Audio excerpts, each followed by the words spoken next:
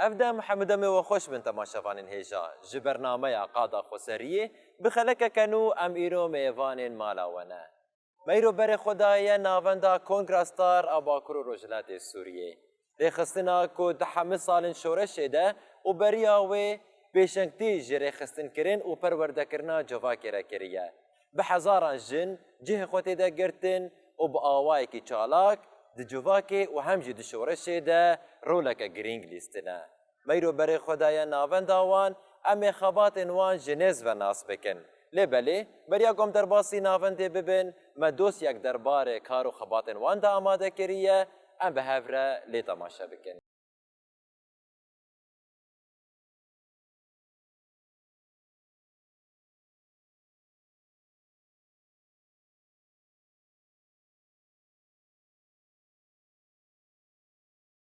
و به سرمایه‌داری زلام زوردست توایا مووکین جواکی هاتنه دست سر کرن. هزا هری کو دکاره باندور لبره و چون و گوهرینا جواکی بکه هزا جنیه. لبله او نرخ بدستین پرگالا زلام پرست بخاپان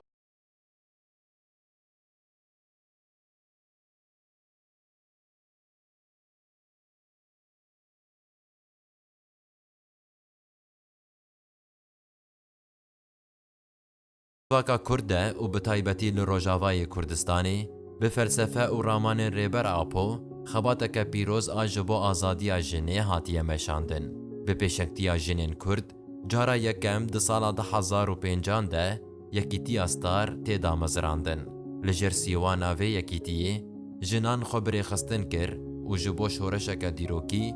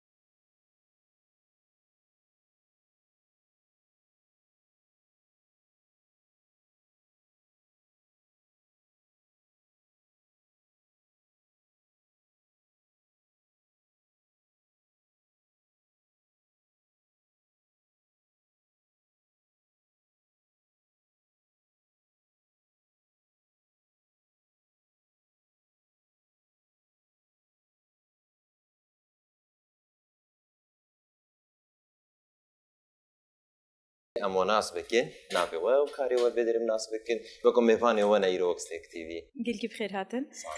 ريحان لوقو بردفكا كونغراستر بله واری حنشخوا وقت ما قلتي میفانی و نه مهاتنا خصاصی ناس بکن خباتی وجنیس و ناس بکن بگشتی درباره کنگراستار تا یعنی وقت خباتی و مدکارن چه آگاهی بدن ما جخوا كونغراستر بأرمان جا كوكار بهين بهتر خو بكين التواهي جنان و لسر اساسی کو ام بیجن هشمندی کی 5000 سال کو لسر جنان لسر دیروکا جنان لسر چاند و اردنیگاری جنان هات مشاندن تایبت به هشمندیا زلامن دسلادار تایبت ام دکارم بیجم هشمندیا کو چاوا کربن دسکفتین جنان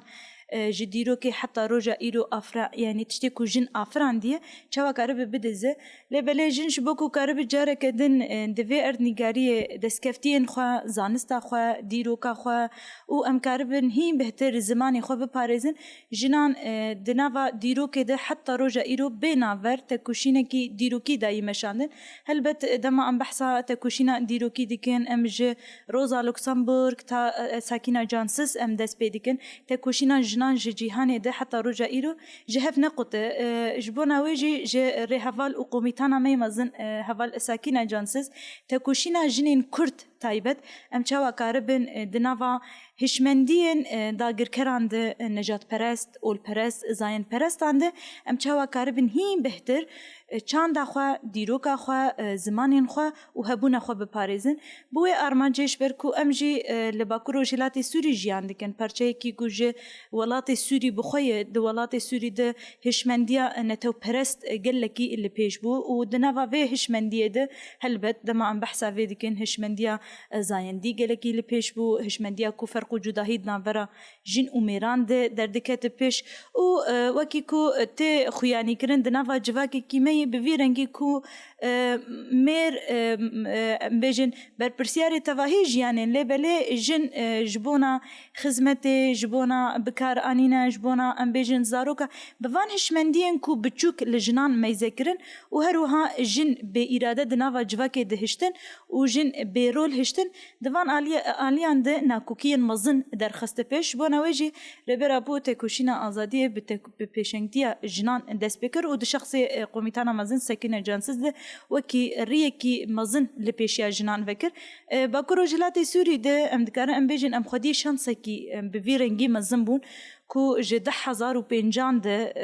bi navê rêxistinekî bi navê Yekîtiya Star hat avakirin Yekîtiya Star di 15 çileya 10,050 de hat avakirin bi armanca ku em karibin xwe bikînin tevahî jinan taybet jinên Kurd ku em çawa karibin li hember vê hişmendiya ku li ser çanda gelê Kurd nasnama gelê Kurd zimanê gelê Kurd em çawa karibin xwe biparêzin û vê yekê wekî bingehekî esasî yê parastina rewa em bihêlin di nava vî şerê taybet de ji bona wê jî ev rêxistinê di demekî hesas de di demekî ku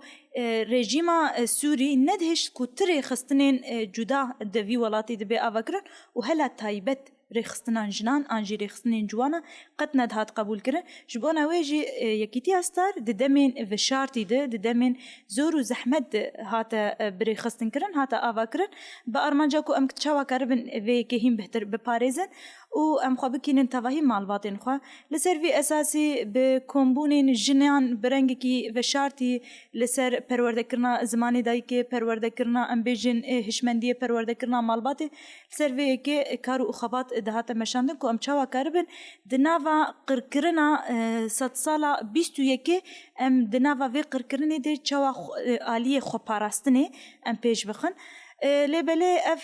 bi awayekî tevî ku veşartî bû bi tekoşîn û berxwedanekî mezin hate meşandin û her sal bi sal berfireh bû em bêjin bi hejmarekî biçûk dest pê kir vê xebatê di nava vê rêxistinê de niha em dikarin bêjin bi hezaran jin di nava sîwana Kongra Star de hene yadin em dikarin bibêjin bi vê çîrûskê şoreşa Bakur û Jilatê Sûrî bi şoreşa jin hate naskirin ji ber ku di tevahî qadên jiyanê de qadên siyasî de qadê diplomasî aborî perwerde ragihandin çand û huner em bêjin tenduristî ekolojî di van qadan de parastin tevahî qadan de Kongra Star xwe li ser 12 bûyûtan komîteyan birêxistin dike bi armanca ku em bêjin hişmendiya ku li ser jin didadin ferîzkirin û digotin jin nikar siyasetê bimeşîne lêbelê niha Bakur û Jilatê Sûrî bi rengê jin siyasetê meşandin jin nikar aborî birêve be lê niha tevahî kooperatif û beşên aborî bi pêşengtiya jinan tê kirin jin nikar xwe birêve bibe xwe perwerde bike niha bi dehan akademiyên jin ê zanistî îdeolojî em bêjin meslekî yê jinan hatin avakirin ji bo ku ew têgînên ku li ser jinan didane ferîzkirin ku jin dûrî vê qadê an jin nikar vê birêve bibe me di van aliyan digiştî me qadên avakirinê qadên birêxistinkirinê û qadên ku rastî jî pêşengtiyekî xurt ya jinan bêkirin ser vê esasî ku me dikarî bû di komîn de di mecalisan de û di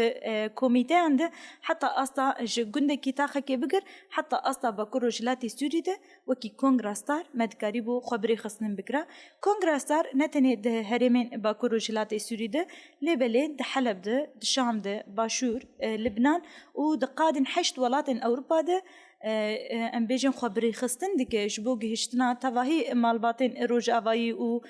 پاراستنا نرخین شورشی جبو ام بیجن پرزگری که وان چاره سر کرن جبو هیم بهتر ام چاوا کربن وان مالبات دخوا لسر پیوانین جنان لسر پیوانین مالبات دموکراتیک لسر پیوانین هفجیانا آزاد ام چاوا کربن بری خستن بکن و مالبات نی دموکراتیک آوا بکن لسر وی یکید کارو خبات دناوا مالباتان ده لهم وان ام بیجن وکی نونرتین ما تی مشاندن و بری خستن کرن به دسپیک وکی یکیتی استار به پیشنگتیا جنین کرد بو و تایبت جبونا جنین کرد هات دسپیکرن لینها به پیشنگتیا جنین کرد جنین عرب ترکمن چرکس ازیدی سوریان به هزاران جن هاتن بری خستن کرن و بدهان سازی و ری خستن جنان ام بیجن هاتن بری خستن کرن ده هری ما با کروجلاتی سوری ده کنگرستار بو نمونه یک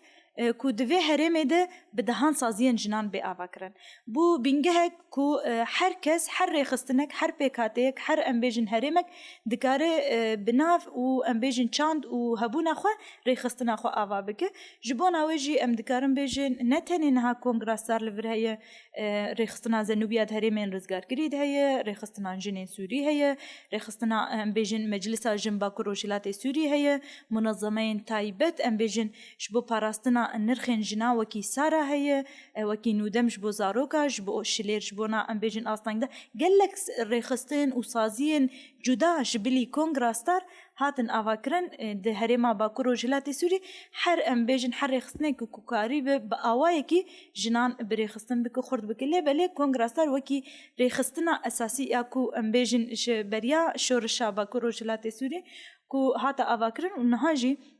بحزاران جنان دناوا خود بريخستن دكن جي حر بيكاتي بارمانجا كو امكاربن پیشنگتیا شورشا جن بکن و به وی پیشنگتی امکاربن وکرنه که دروجلاتا نافین و اصلا جهانی ده بگرن کنگراسار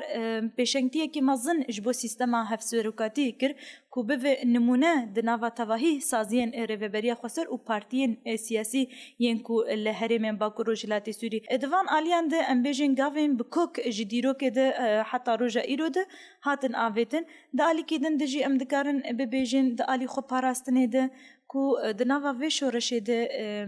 لنگی اساسی یکو مخابه پارێزن ئەو بوو ji xwe her şoreşek xwe dispêre zanisteke û şoreşa jin pişta xwe dispêre zanista jinolojî بنش خود يعني خباتك باشات يعني مشان نقول وقوت يعني 2005 حياني انا هجي كاري و بردوامه ام خوازم بپرسن يعني شو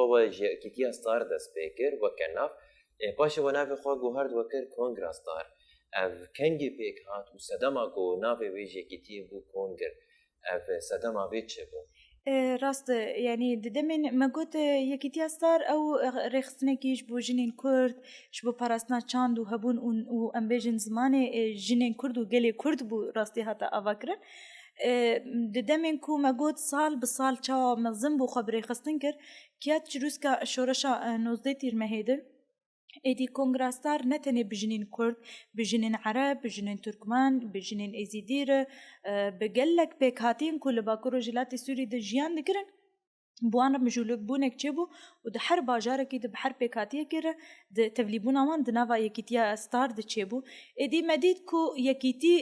يعني تاني يكيتيش بونا جنين كرد بو مديد كو تيري ناكش بركو نها بالتفاهي بيكاتين كو امبيجن باوريا خوا بكونغراس ستار تينين تفلي نافا ريخستنا كونغراس ستار ده ماقو ادي جرك امنافا كي هل بجيرن بهفركو ما حركسي تفاهي امبيجن اول باوري امبيجن چاند زمانان دناوا خود وحوینه جبونا ویجی د کنگره ششمین یکیتیا ستارد کل باجار رمیلان بتبلیبونا صدان جنان دتید چبو به وی آرمانجی کو هات دیار کرن کو پیشنیاره کلور هات کرن کو گرک ناو یکیتیا ستار بگو هرتن کو ام هر کس د ناو ود جه خو بگرن به وسیله ناو بو کنگر کو کارب تواهی امبیجن اول باوریان زمانان چاندان د ناو خود وحوینه به وسیله د امبیجن سال 2016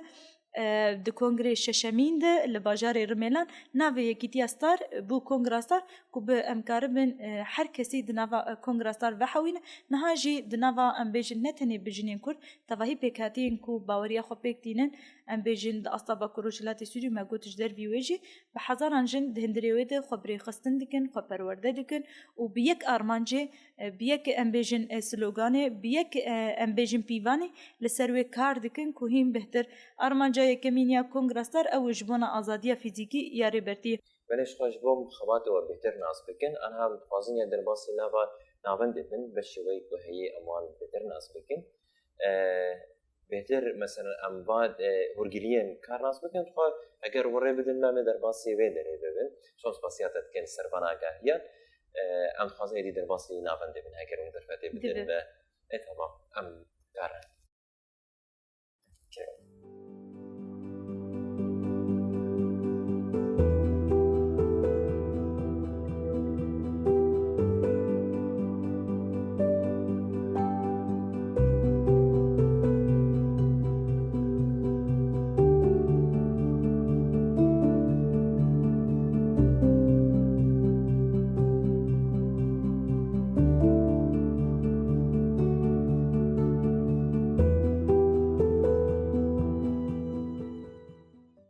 مرحبا دم باش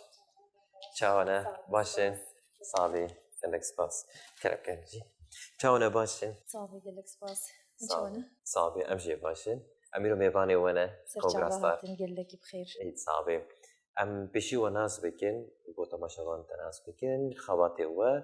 هم نابي وهم خواتي وهم ناس بكن بلي ريحان تمو بردفكا كوميتا تيكلي واتفاق سياسة ديمقراطيك يا كونغراستار والحمل بدل ريحان هم كوردا سوري ريحان ابو زي ريحان اري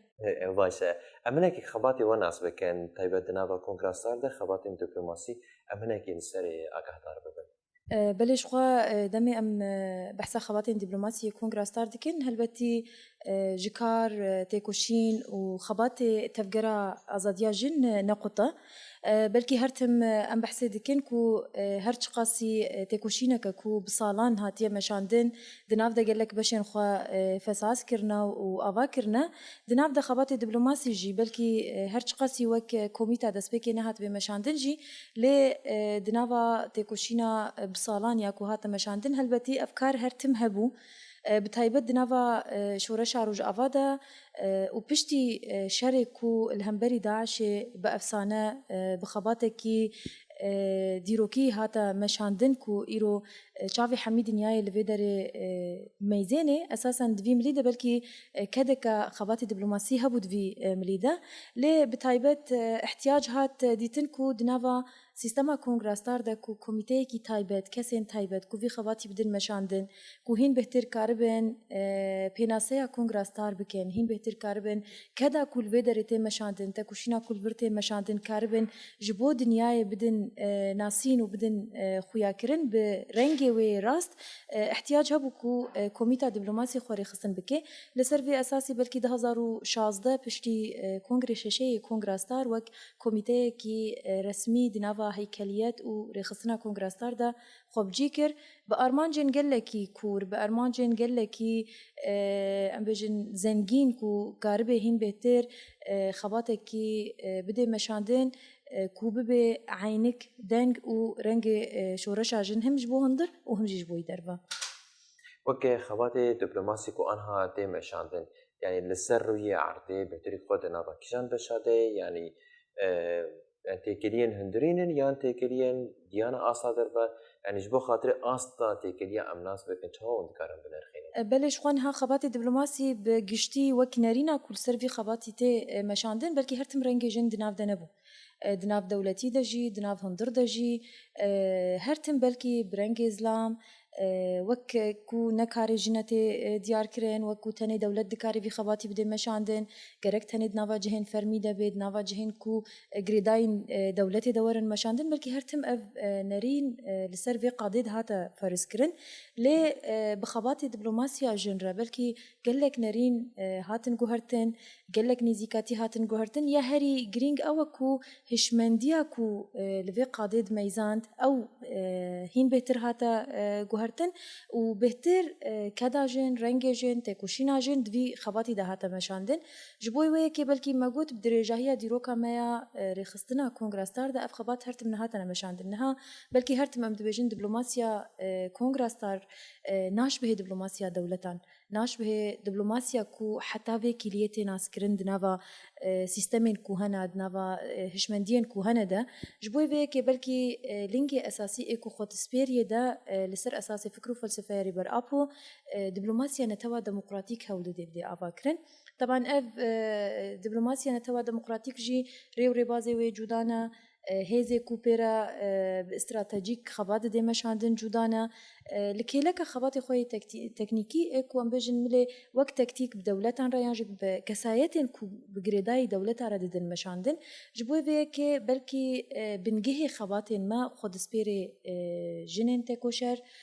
تفگرین آزادی خواز گلین کو دجبری سیستمانا و بتایبت نها وک کمیتا دیپلوماسی کو جده 2016 رسمی خو رخصتن کرید نوا هیکلیتا کنگرستار ده ناونتک و لسر اصلا باکروجلاتی سوری لجزیره هيا بشي ما حلبي هيا نافندا ما ويدري هيا دنافا فان نافندا دا وبتايبت نافندا روج افاندا بلكي چند بشي وين اساسي هنا كل سري خبات دي مشاندن يك جي بشي انفورماسيوني يك وك ركنكي اساسي اي دبلوماسي ديغريدست وك ارككي كو بيويست اف خبات وري كور كرن ديغريدست چماش بركو اساسا دریا خباتن انفرماسیونی را هین بهتر دکاره شورش روج آوا بتایسینیش بویش دروا شورش جن تکوشینا گلانی الودر الهمبری سیستمین قبطلی سیستمین داگر کرین کوتین مشاندن کاره هین بهتر دریا ویرا حوالتی اتفاق در دور را بده چکرن جبوی وینا بلکی بنگه وی خباتی خود سپیری کو چقاسی دکاره دناوا گلی خدا دناوا جواکا خدا دناوا جن و تفگرن ام بيجن ديمقراطيك سوسياليست ام بيجن ين ايكولوجيك ين فيمينيست ين كو هيزا وان باوريا وان كو بيويست سيستم ديمقراطيك ببي بيويست جيل حمي وك هورن دزغرتن اتفاقن كورن مشاندن سر اساسي كو تكوشينا كايل همبري يك سيستمي مدكيني هفدو جبوي بنا بنجي حمو خباتن ما جن وك محور دقريد نافاتي كليان ده وك أساس دبيني حتى وك جوهري دبلوماسيا نتوا ديمقراطيك أم دكارن بيناسا بكن بفان رحان بلكي هرتم خود سبيري چاوا کاربه فکر و فلسفه ریبرابو هین بهتر بده ناسین هین بهتر بده رونشتاندن و لسر اساس کو حوالتیه که بدر دوره بده چکرن وی فکری بلاو ده که بده ناسین جبوی ونا ام دکارن بجن بنگی حمو خباتن ما حمو انسياتيفن کو ام تدجی دیگرن حمو آلین کو ام بوارا دناوا تیکلی اتفاق دانا ام دکارن بجن کو لسر اساس ام چقاسی کاربن گلان بگینن هف چقاسی ام کاربن جنان بگینن هف چقاسی ام کاربن راسي جي دريا دبلوماسي را شورشا خو بپارزن كدا بصدان شهيد ام خودي لدر كيفن وبدن ناسين جبو جيهانا دروا وجبوي هم درجي جبوي بنا ام دكارن بيجن كو كاري مال سر هردو اليان دمشي خود سپيري كارو خباتين دروا دجي دناوا گلك انسياتيفا دجي دگري و خباتي أساسي إدنا وجواك دجي هين بهتر دريا سمينار بانيل كاربي هين بهتر بجواك رأي كتير كبدي أفكرن و أساسا كوميتيا جلة يعني كوميتيا جواكيا جبوي بنا نج جواك نج جنين هرمي نقطة أم تكارن بيجن تكلية كيكو أم هبدو تمام دكن هبدو تير دكن هبدو مازن دكن ده دنا وشورش ده تمشاندن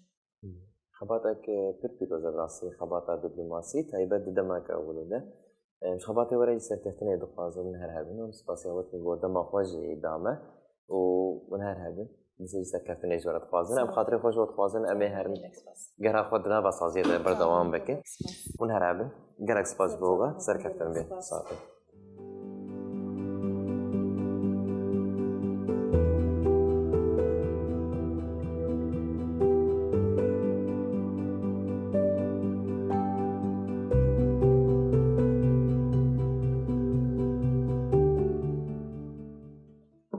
مرحبا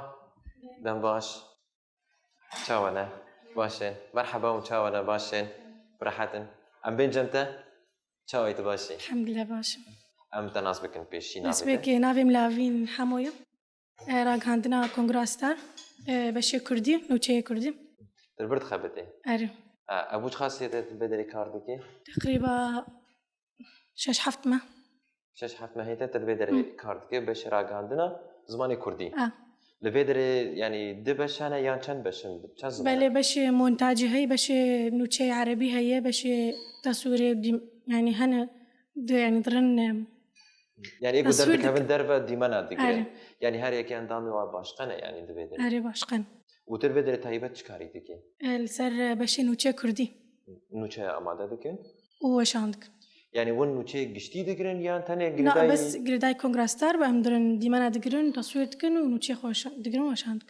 يعني ون ديماني خو دقرين ون تي نوچه خو چيدكن أري. وبا بدكن جهوا مثلا ون سر مال بري دادخن يا من بله سر مال بله وتكليه هو تلفزيون اوان بهن نا بفتوتنا يعني ونادن تلفزيون اجي نا بس مال بر يعني تاني او تنجا ما دقرن أري. ودبن وكدن هواري دي قول بدري مثلا بكاردكن چكاري وان هني إيه بشي عربي نوتشي عربي الفرن إيه تصوير دقرا الفرن وبقوا هن اندام هن الحاضر الفرن يعني دقدر بي باجيرن او جي مونتاجي وتصوير هن يعني وبقشتي بحاضر نوتشي عربينا وتصوير يعني قول اسفيم دكم هن بشي ولا برجي دمين بشي ولا أري. كابن دربش انا هواري ولا دربه هنا يعني عربي اقول خفيف بجيني فالا هنا عربي جنحب يعني جدرفن اري وبشي مونتاجي يعني ايه ديمان كشاندني هبرني يا چاوا دكن نحرك بش الحال هركه باش قال يعني او انا هافال شونه ديمانا بقرن والبرجي تاني امنو شاداتين وشاندك اري وخباتي والبيدري باش خوش درباست تماما تمام اري وي ارشيفه چاوايه ارشيفه والجمعيه يان باشقيه ارشيو ماجي باشقي يعني ارشيف جبلي في بشي ارشيفه جي هاي اري بس باشقي اي تمام باشا انت سباس دكين سرچاوا تشكيد بيجن داويه ده سباستكن او اميفاني وانا شخوا هذا ما سرچاوا. خباتي وانا اسبكن وشخوا بمين خوشيه ده صادق